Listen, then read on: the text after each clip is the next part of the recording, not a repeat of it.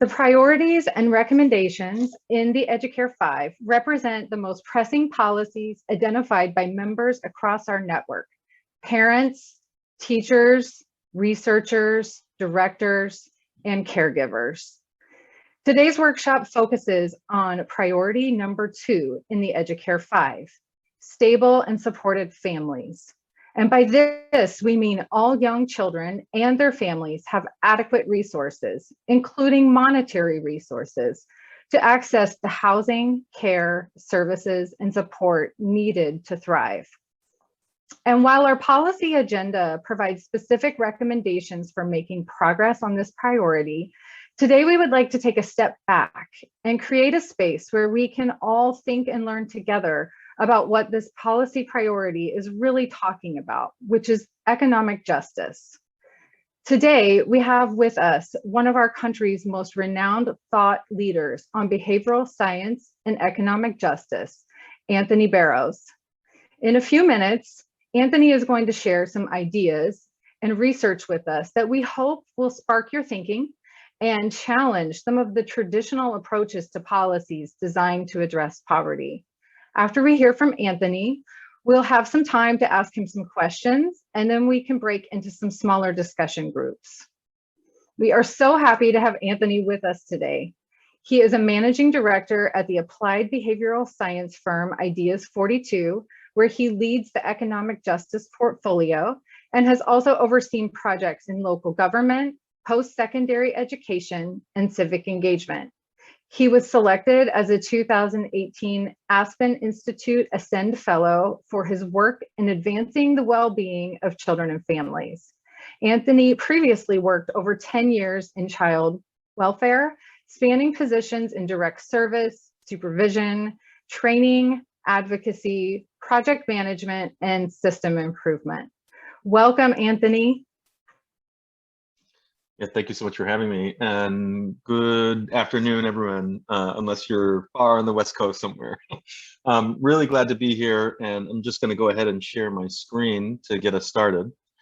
And as I do, I'll encourage folks to please, drop observations and questions in the chat. There'll be a few moments where I'm kind of pausing between screens, and I'll be able to address them, as well as in the Q&A and the small conversations that we have afterwards.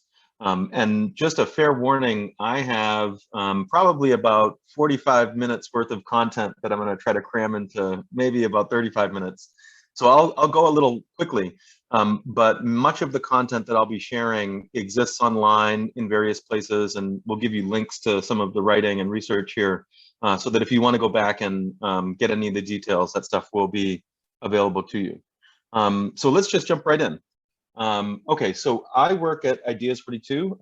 As you just heard, I'm a managing director there, overseeing our economic justice work, which is broadly our domestic anti-poverty work. And Ideas 42, as an applied behavioral science firm, does translational research. So we try to take insights from behavioral econ, social psych, and other allied disciplines to design and implement interventions in the real world that are aimed at improving people's well-being. So to give you a sense of what this means, I'll tell you a little story about behavioral science in its applied sense.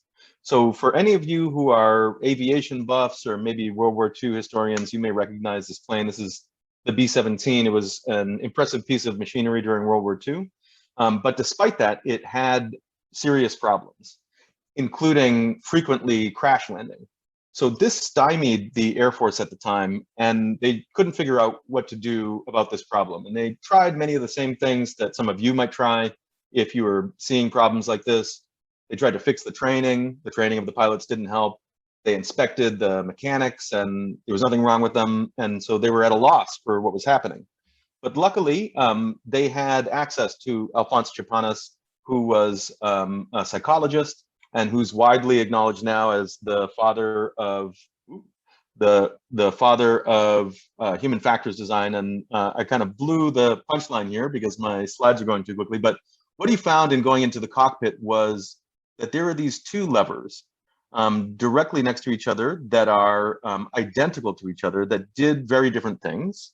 So one of them deployed the tail flaps and one of them deployed the landing gear. And so when he tried to fix this, this is what he did. He went in and adjusted them by adding these little widgets. So he put a flap-shaped widget on the lever that deployed the tail flaps, and a wheel-shaped widget on the one that deployed the landing gear. And the problem went away. And as you can see, these are still in use. So these same techniques are being used to this day in 747s and other airplanes. And the point of telling you this story is that it highlights one of the tenets of Ideas 42, which is that context matters. So in this case, no additional training would help these pilots fly any better. And in any case, they didn't have any intention to crash land their planes. But instead, what happened was the cockpits were designed poorly. And so in that context of poor design, when they were under stress, maybe they were trying to land under enemy fire or in inclement weather, the context was not helping them do the thing that they wanted to do, which was navigate their plane safely. And so that's what we try to do. We try to make sure that we understand the context that people are making decisions and taking actions in, and then to try to fix the context rather than trying to fix the person. That's the animating spirit of everything that we do at Ideas 42, because we know that context drives choice and action much more than we might acknowledge. So to illustrate this for you, some of you may have seen this survey go out in advance of this talk. And so this was an estimation study. We were asking people to kind of quickly understand, and make some guesses about a variety of prompts. But of course, because we're an applied behavioral science firm, this was actually an experiment that we were running with participants of this. And so the trick is right here. So what we did at the beginning of this experiment was to ask you to enter the last 4 digits of your phone number. And we said that this was for identification purposes, but this was actually a way to see if we could queue up what's called the anchoring effect, where at the beginning of some kind of interaction, you get some kind of signal, typically a numerical signal, and that's going to subtly and invisibly to you influence the way that you make choices and take actions after this, even though it shouldn't, right? Like just asking you the last 4 digits of your phone number shouldn't have any effect on the way that you make estimations about numbers and amounts. Well, let's see if it actually worked. And what we're going to do is compare high anchors. So if your phone number was between 5,000 and 9999 for the last 4 digits, we're going to compare the mean answers there to low anchors. So if the last 4 digits of your phone number were between 0 and 4,999, let's see what happens just by you having thought of that number first before making these estimates. So some of these things we think you should have like a reasonably good shot at actually guessing. So for example, how many cars cross the Golden Gate Bridge? So you all were like fairly close together, but you can see there's still a distinction where the high anchored people estimated, maybe 75,000 cars more per day. We also asked how many miles of rail there are in the New York subways. Again, a small but meaningful difference of about 20,000 miles on average, high to low. Median annual income of clowns. This is actually fairly close together. So we're talking about less than $300 in difference, but still a measurable difference, high to low. And average daily ridership of the 7 train. Sorry, this is so New York specific, but I live here, so c'est la vie. But there was a difference of about 50,000. And so as you can see, there is a trend that if you were anchored high, you guessed high as compared to if you were anchored low. But these are things that you might have a shot of actually knowing. What about those things that you would have pretty much no shot of knowing? What was the difference like there? So how many neurons are there in the average human brain? As you can see, the differences here between high and low are enormous in the hundreds of millions or trillions. Same thing in the distance from Earth to Moon in miles, very marked difference, high to low. And same thing in the weight of an average sperm whale, really marked differences in the mean guesses, high to low, between the high anchors and the low anchors. So even though this information, the last 4 digits of your phone number shouldn't make any difference at all in the way that you guess, you can see that prompt that has nothing to do with these choices and these decisions that you're making can have a measurable effect across the average of all of you. So just remember, context matters for you too. Okay, so I'm going to walk us through 2 sections here. And before I do, I think that there's chats popping up. So if there's questions you want me to answer, tell me now. But I'm going to walk us through 2 quick sections. The first of which is around the importance of scarcity of key resources. and the second of which is about narrative change, but I'll pause briefly and see if there's any questions that folks need me to answer before I move on. No questions in the chat yet, just comments, Anthony. All right. Okay. So the first thing that I want us to think about is the scarcity lens. And so to illustrate this, I'll ask you to think about what these three folks have in common. So we've got a harried accountant at tax time. We've got this famous portrait from Dorothea Lange of a woman parenting during the Great Depression and the Dust Bowl. And we've got a sugarcane farmer. So these folks seem like they probably live radically different lives, but the thing that's true about all of them is that they're experiencing scarcity. So in the case of the accountant, he's experiencing time scarcity. He's really busy and only has a limited amount of time to get all of his tax returns filed. For the woman in the center, she's experiencing scarcity of basically everything because we all were as a country during the Great Depression. And our sugarcane farmer, right before harvest, is experiencing certainly a scarcity of money because he's poured all of his resources into putting the crop in the ground and hasn't yet gotten his return.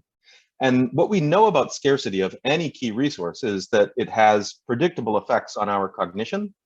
And those effects on our cognition flow into the way that we actually behave out in the world. So I'm going to summarize more than 10 years of research in just 3 bullets. So I'm going to gloss over a lot of detail, but this is the heart of the insights about what we know about scarcity and its effects. And if you wanted to read more about this in more depth, I highly recommend this book by Sendhil Mullainathan and Eldar Shafir. It unpacks this stuff in more detail, and I can't recommend it enough. But the 3 bullets here that I want you to remember about scarcity when you don't have enough of something that you need are: number 1, when you're lacking any one of these resources, whether it's time, money, food, or something else, what that does to you cognitively is to take up mental capacity. It takes up brain space because it causes you to tunnel in on the thing that you're lacking. And that's really an adaptive thing, because you've probably been in the circumstance in the past. Maybe you were trying to submit a grant report ahead of a deadline, finish a term paper before midnight, any number of things that you're trying to accomplish. When you're experiencing scarcity, you probably have that experience of being able to really focus and put all of the distractions aside in order to complete the task that was urgent. But that adaptivity can be very dangerous when you're chronically exposed to scarcity, because if you're toggling from emergency to emergency, then you're never able to step back and look at the big picture. And sometimes when there's competing things that are urgent, you might drop something that's really important because you're tunneled in over here. So just to kind of illustrate this to you in a way that is fairly concrete, here's a scenario that I want you to consider. So you're a typical human being out in the world, and generally you're good at balancing all of these needs. You kind of know when rent is due, and you're making sure to pay attention to your bank account, and also making sure that you're paying attention to your utility bills to keep the lights on. You're planning ahead to feed yourself and your family dinner, so you're keeping track of the groceries and how much is in the fridge. And you're also balancing all of that against your work schedules. Maybe you've got some deadlines to meet. And in general, we're all reasonably good at this. But now I want you to imagine that on your way to work, you get into a car accident. Now, you're not thinking about rent, nor are you thinking about your light bill or what's for dinner tomorrow night, or even what you've got to do at work. Instead, you're laser focused on the fact that your car is now inoperable, or at least damaged. And so you put all of those things aside so that you can deal with the urgent crisis that's right in front of you. So in order to study what something like that does, some researchers, including the folks that wrote the book I showed you earlier, actually tried to measure this. And so what they did was they drew in folks from a mall in New Jersey and gave them that very prompt. You get into a car accident, you need to make some repairs, and ask them to think about how that would affect them. And then after that, they gave folks a series of tests that are basically about cognitive control. They're like IQ tests, pattern recognition, and other things. And then after all that was done, they then asked them about their income. Now, the core to understand the bandwidth tax of this experiment was to vary the amount that your car accident would cost you. In one condition, it was a fender bender where you'd need to make about $300 in repairs, half of which came out of pocket. In the other condition, it was a serious accident. Maybe you broke an axle, And that was a $3,000 expense, half of which you would have to come out of pocket with. So what did they find after doing this? In the two tests that they gave after getting these two conditions, what they found was that people performed in the inexpensive condition, so a $300 expense that you had to pay $150 on, everyone basically performed the same, high income or low income on both of these measures. And in the expensive condition, what they found was that people in the high income condition, and in this case, this is just people above median income, they perform basically exactly the same. There's no statistical difference here.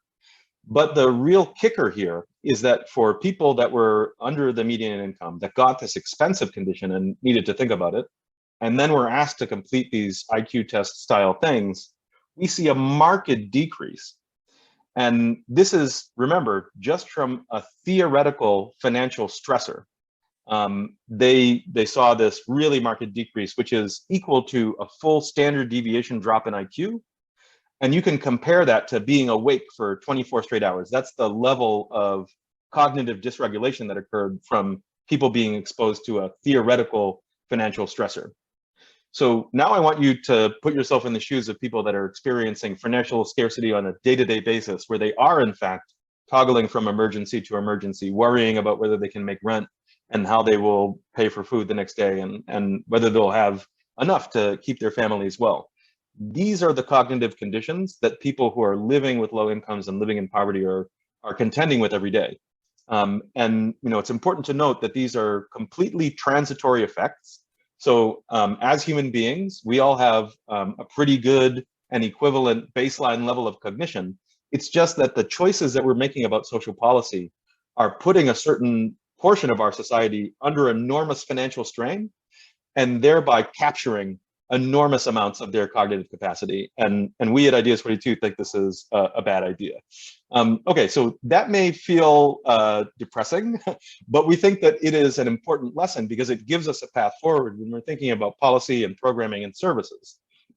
And one of the key things to take away here is that the stories we tell about poverty are important to remember, because we don't think, and the evidence shows, that poverty isn't about people making bad choices. It's not about a personal failing.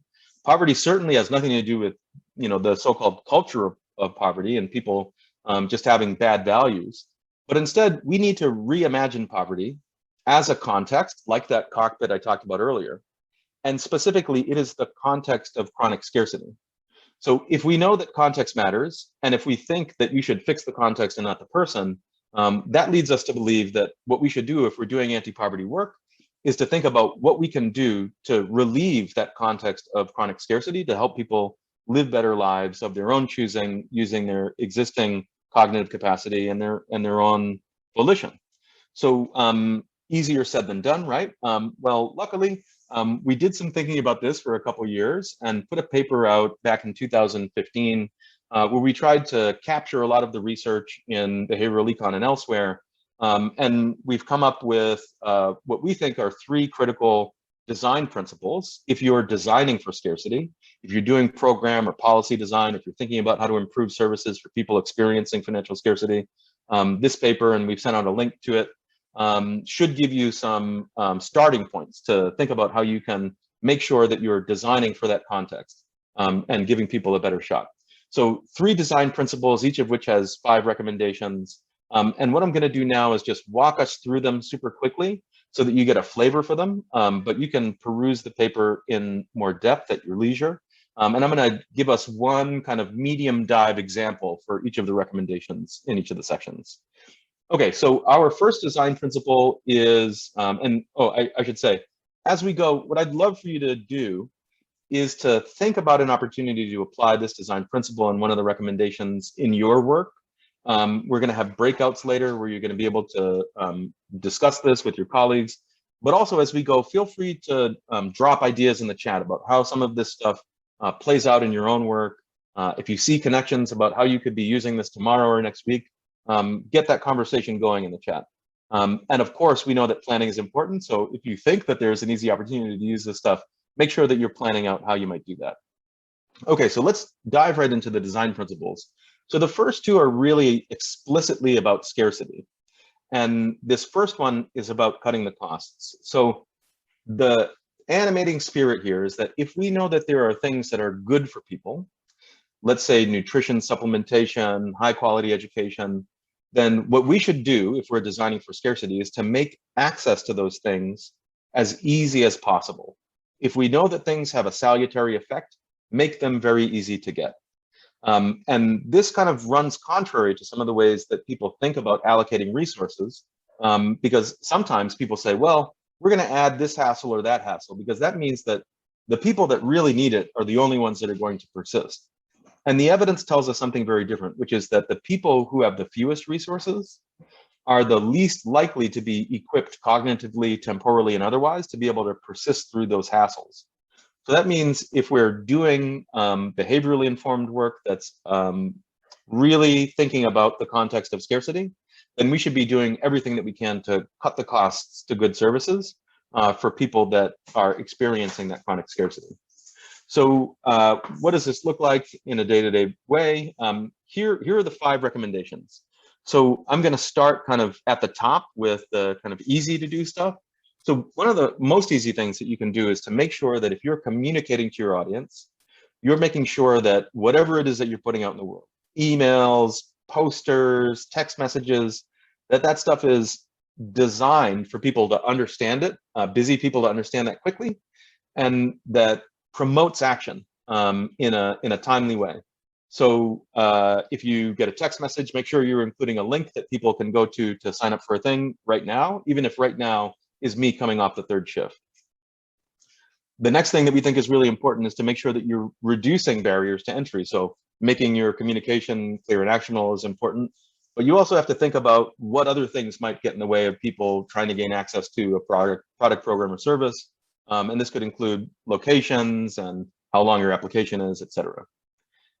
The 3rd principle is to increase accessibility. This is very much tied to the barriers piece.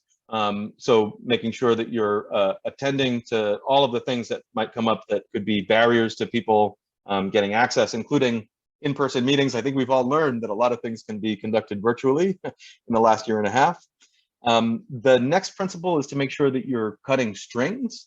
And we know that this is a popular way to think about how you allocate services, that you put conditions on things, that if you want to gain access to this educational program, well, then you also have to sign up for this parenting class. And so we would say probably not a good idea in most circumstances to be imposing those kinds of conditional things, because it just increases the bandwidth tax on people. And then finally, making sure that you're thinking about how to create synergies. So can you do one-stop shopping for services? And maybe if you're running some kind of program, inviting in other people that you would be referring people to have an employee sit in your office, so that people don't have to traipse across town in order to gain access to things. So that's the thinking behind Cut the Cost. To give you a concrete example of how this works out in the field, I'll give you one of our research projects that we did with the Department of Education here in New York City. They were trying to increase the number of people accessing the Gifted and Talented program in the elementary school level.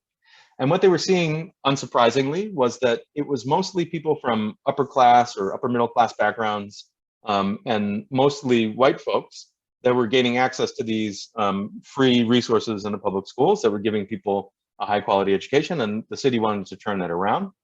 And so using the context that they had, this was what they were doing to recruit people. They were sending emails and postcards to parents.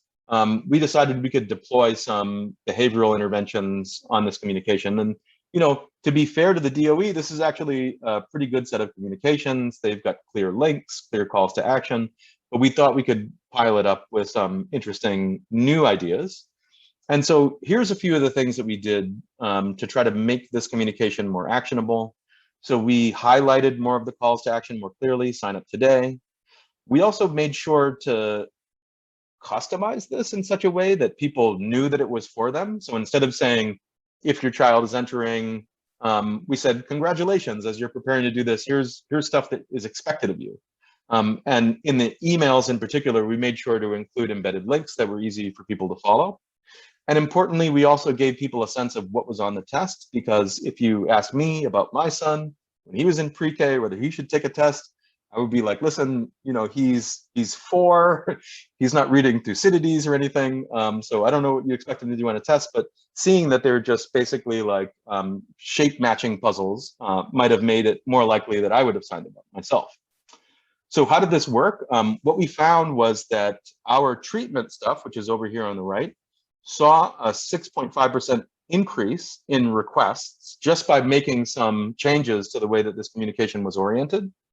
And that this resulted in increases that were even larger in some of the target districts. So in a district in the South Bronx, for example, there wasn't a 6.5% increase, but a 65% increase in requests for testing. And then importantly, the downstream stuff, the people actually show up for the tests, we saw that that was true too. So overall in the city, people that got the treatment-based version of this communication saw a 6% bump, but that was doubled for districts that were populated by people living with low incomes. Okay, so that's the first design principle. Now, the flip side of that coin, if on the one hand, making things easy to get is one way to solve scarcity, the other thing that you could do if people are experiencing scarcity is just give people more of the stuff that they lack. And so that's really the other thing that you can do. If people don't have enough of a thing, just give them more of that thing. And so here are the ideas that are concrete recommendations here. And I'll start with the one that is ascendant. So I got to tell you, after we wrote this in 2014 and 2015, we had no idea that guaranteed basic income and unconditional cash would jump off and be as popular as it is. But this was our central idea in our Create Slack design principle. Give people unrestricted, unconditional money. And that will go a really long way, and the research backs this up in terms of improving people's life outcomes. Now, if you can't do that, another thing that you can do is treat people's time as if it were money. So maybe you can't give them money, but you can help them by making things accessible that take up their time, like cooking or cleaning or going shopping or taking transportation if they don't own a car. Another thing that you could think about doing, and this one is potentially complicated given where you sit, but you might think about how you can avoid some of the negative effects of cliff effects. So are there ways that you can get people started on a benefit before you've completed their eligibility process?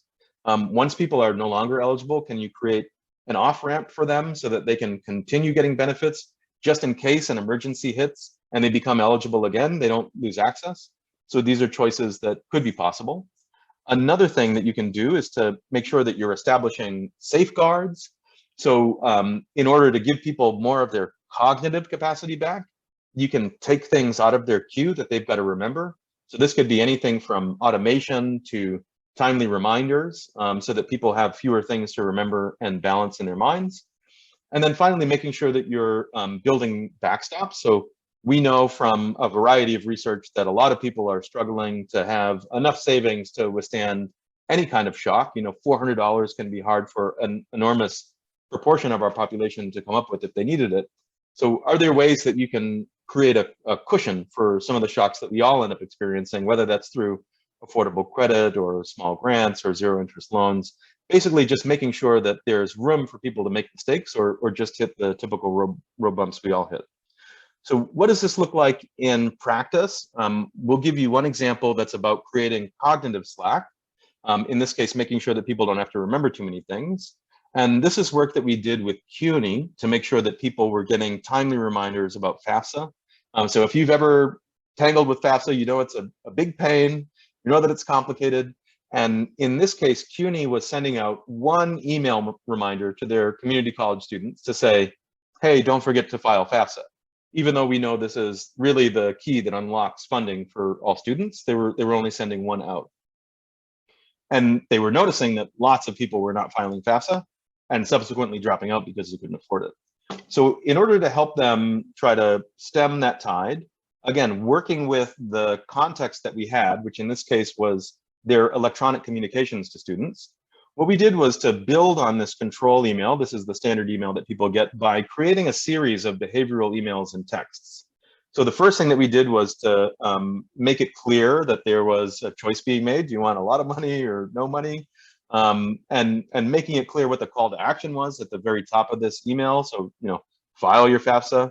but also pairing that eventually with something that's a little more intimate, maybe a little more likely to get your attention, which is a text message, which again does some of this stuff that the email is trying to do, framing up things as a loss rather than a potential gain, giving people a sense of how long something takes so that people can plan for it.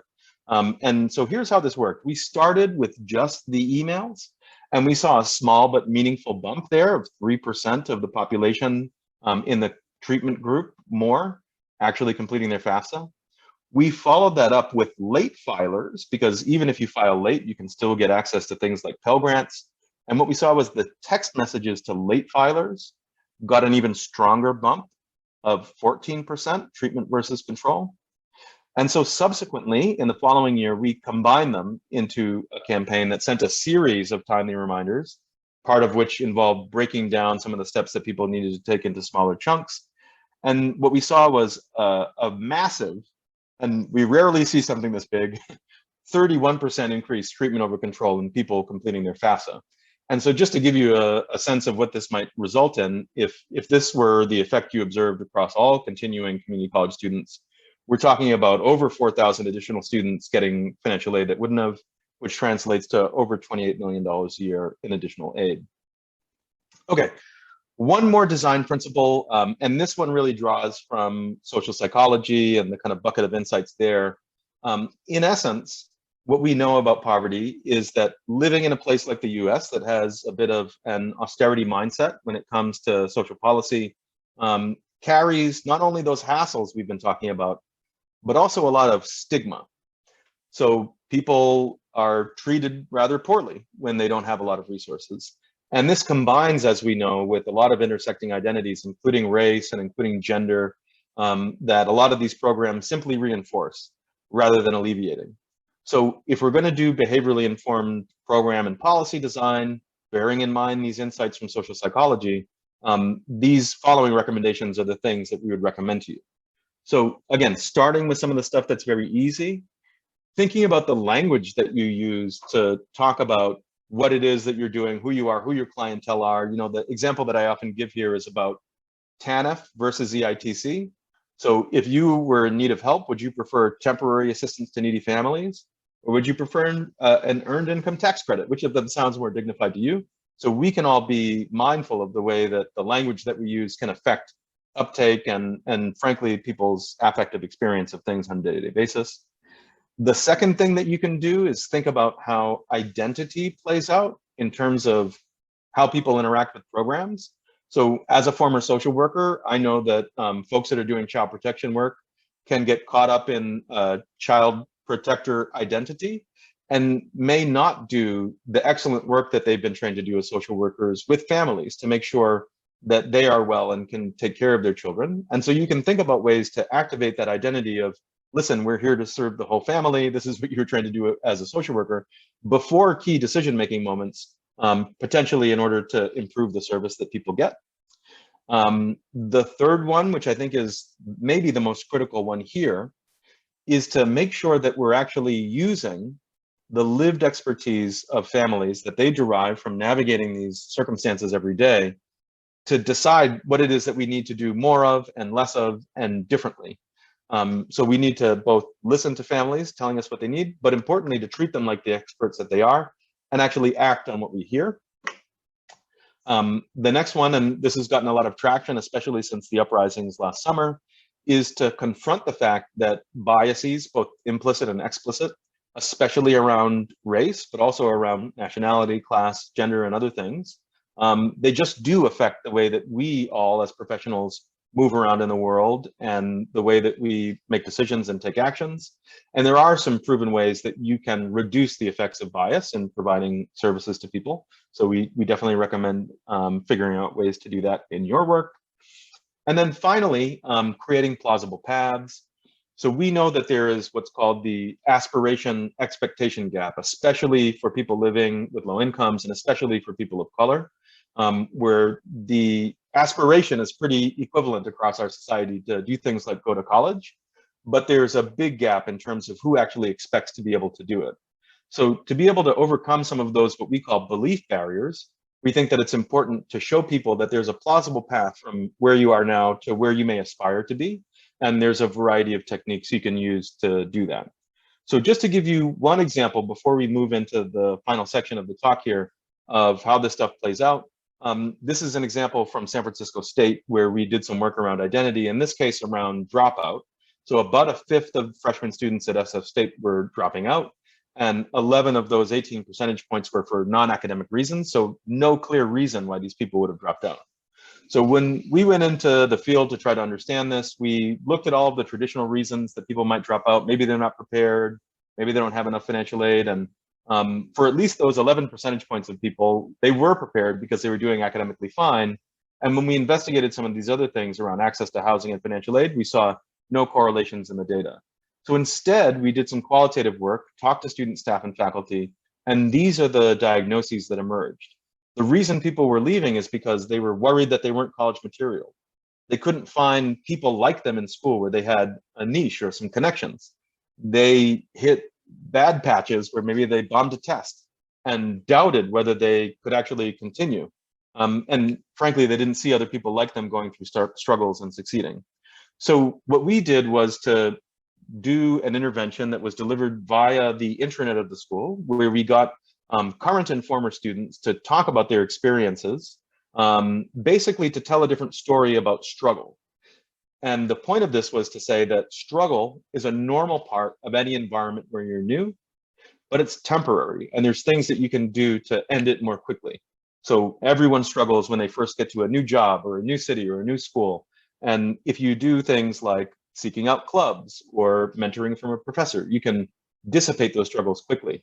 And at the end of seeing that video, we then asked students to internalize some of these messages and on a very short survey, indicate some of the things that they would do and some of the ways that this message affected them. And then we resent some of those choices that the students had made in that survey out to them once a month for the first year that they were in school. And here's what we found. Overall in the student population, no effect at all.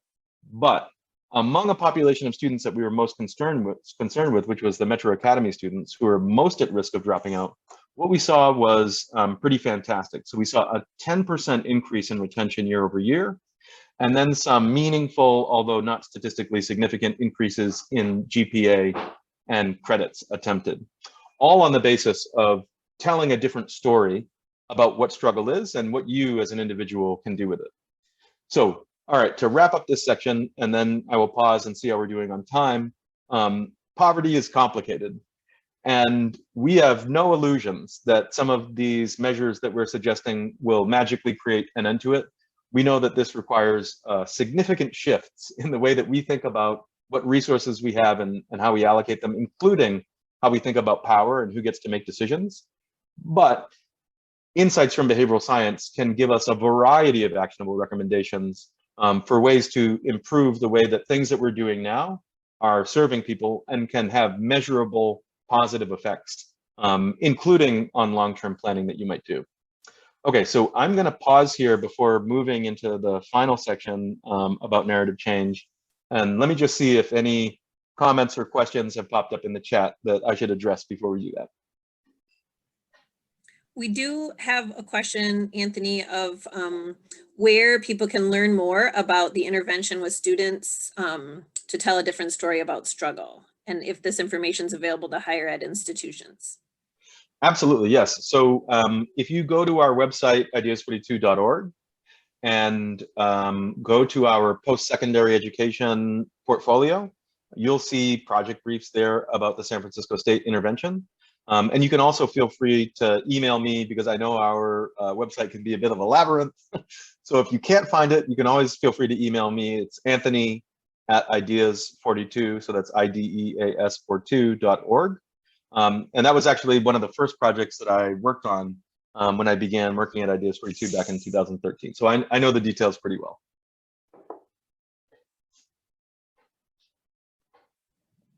We have lots of chatting going on, but no further questions at this time. Okay, and I know that we are semi running behind, so I'm going to go through this last section somewhat quickly, but I think that there's less content here, and I hope you all will enjoy it here. So let me move that out of the way. Please don't Yeah. feel rushed, Anthony. We will make time for you. Okay, awesome.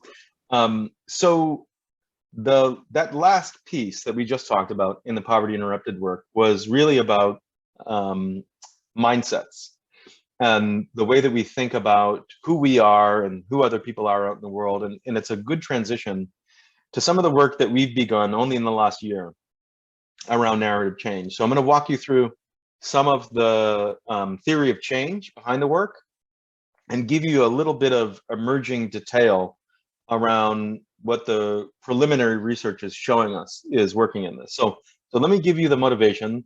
Why do narrative change work? So these are our goals. First, we know that there are a lot of really corrosive stories that we tell ourselves about poverty, and that those stories inform the way that we think about policy, about legislation, and about practice.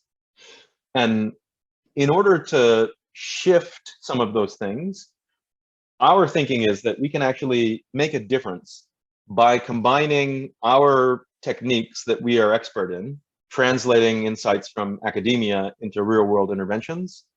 If we combine that with people that do work in the community on a day-to-day basis, so think organizers and advocates and direct service people who talk to the community and decision makers a lot. If we combine forces, we think we can actually really effectively shift some of the narratives, with the point being that we can move ourselves slowly but surely toward a political economy that will be more generous and that will treat people with more dignity, and that will thereby give people a better chance at making autonomous choices about themselves and their families and their lives, and we think will lead to better outcomes in the long run. So ambitious theory of change, I know, but let me tell you a little bit about how we're thinking about it and how we're approaching it. So we know, for example, that there are design choices in social policy, just take, for example, SNAP, that are rooted in both harmful and false narratives. So we've done some surveying, and what we found is that in the general population, people think that folks who access SNAP are cheating the system pretty significantly. So I'll tell you what the number is, but I want you to think in your head, and you don't have to write it in the chat. What proportion of people who access programs like SNAP are doing so fraudulently? So just think about what that number is. You don't have to say it out loud. And I'll tell you both what the actual number is and what people at large think it is. So at large, people think that it's about a fifth of people that access these programs that are cheating. So 20%, 1 in 5 people that access SNAP, that's the number that the general public thinks are cheating. What we know, though, from the best available research is that that number is actually closer to like 2%, and that some portion of that 2% is actually just clerical error. So the broad narrative about welfare exploitation is an order of magnitude off in terms of what they think is going on. And we know that this is inspired in part by a lot of the political rhetoric that people like Ronald Reagan started spouting in the 70s and into the 80s, that has just become a mainstream story about people like Linda Taylor here, who is the putative welfare queen that, you know, ostensibly cheated hundreds of thousands of dollars out of the system. If you actually look into her story, it's a fascinating one. She did in fact commit some fraud, but you know, maybe on the order of tens of thousands of dollars, not hundreds. And her story is very, very uncommon. It just doesn't reflect the way that most people who access these programs actually treat the program. But it's a sticky narrative, and it's created a policy regime that treats people as potential criminals who need to be controlled, as opposed to people in need who deserve to get help. So this is part of the reason that we think it's really critical to attend to these narratives. And this is the aim. Like if we can shift some of those narratives, then instead of focusing on compliance and investigation and fraud prevention, we could focus on increasing access and making sure that it's equitable and making sure that people are treated with dignity. And we think that there's lots and lots of rewards societally that we can reap from doing it. Okay, so just to give you a sense of some of the stuff that's emerged in our research, these are 4 of the narratives that are very prevalent in our society. So the first of which, and I touched on this earlier in talking about Poverty Interrupted, is that the reason that people live in poverty is basically because there's something wrong with them individually. So people have bad morals, they've got bad character, they just make bad decisions, maybe they're just not smart enough. And this is a quote from the Post that kind of illustrates this. If only people made better choices.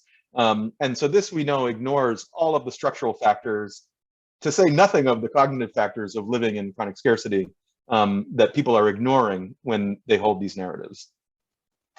The second one we just touched on about welfare exploitation. So there's a really strong belief across our society that people are gaming the system.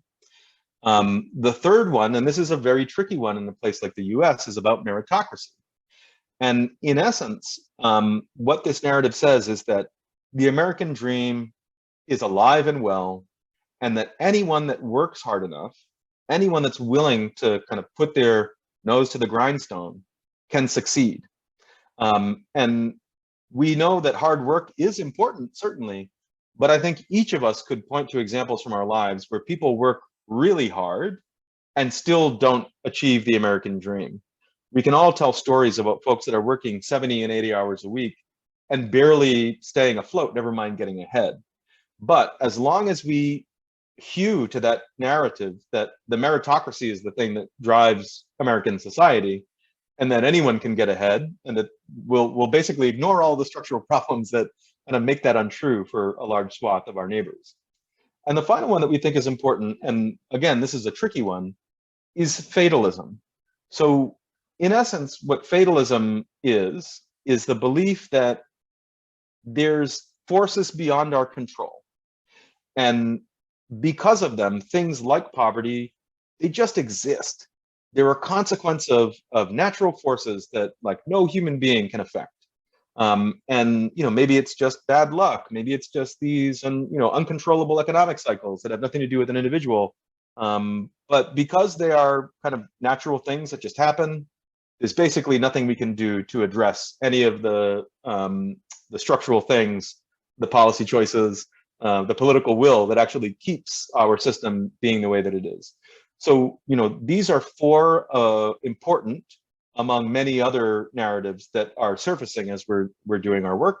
And of course, none of these are like existing in discrete bubbles. They intertwine and they get caught up in issues of race and nationality and other things, but these are among four of the most important.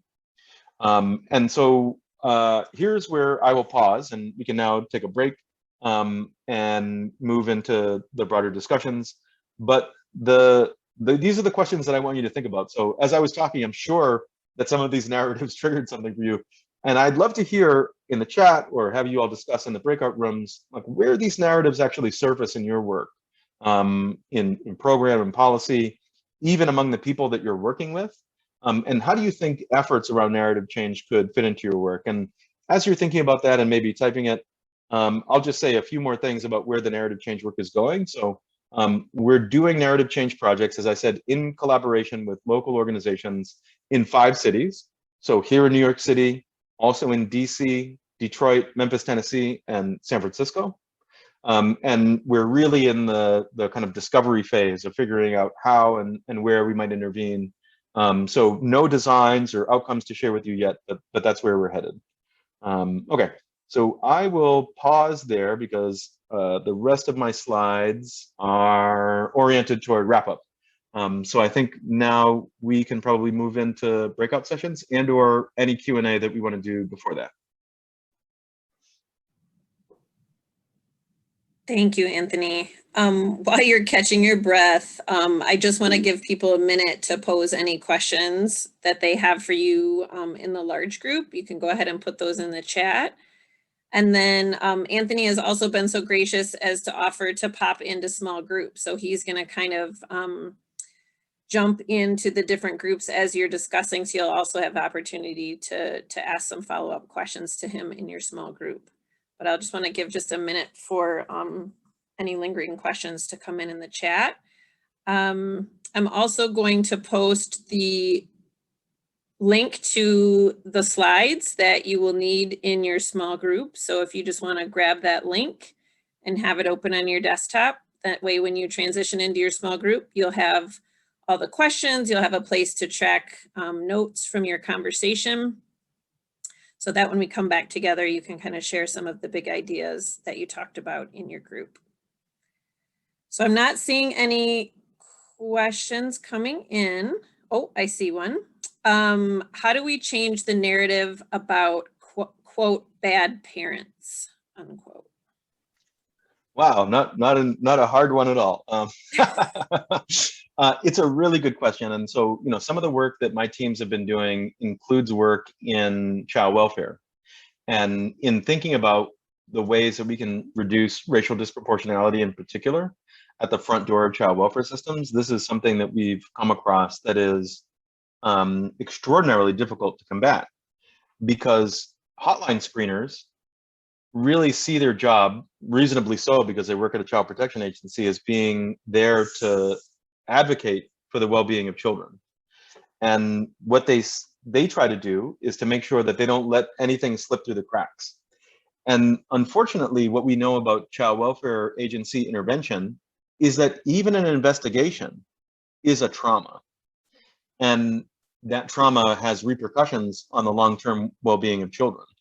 So what may seem like the low risk thing to do of screening in a call to be investigated can actually create higher certain risks than the uncertain risk of screening it out.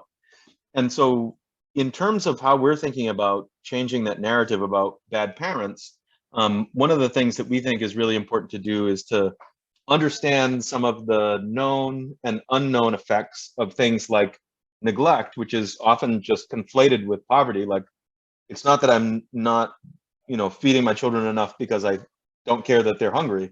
It's that I don't have enough money to buy food for everyone that's adequate.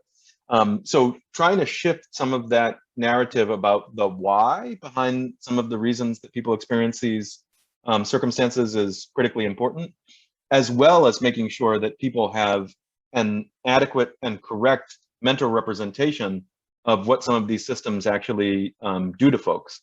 And again, I worked in child welfare for over a decade, and I know that there's really important work that the child welfare system does to keep families well.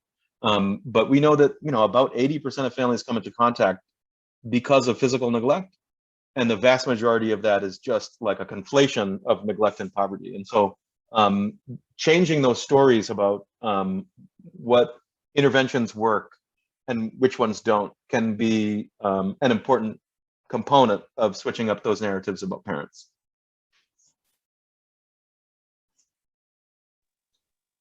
Thank you, Anthony. Okay, with that, Jennifer, I'm going to kind of let you walk people through what they can expect in their small groups before we push people out into breakouts.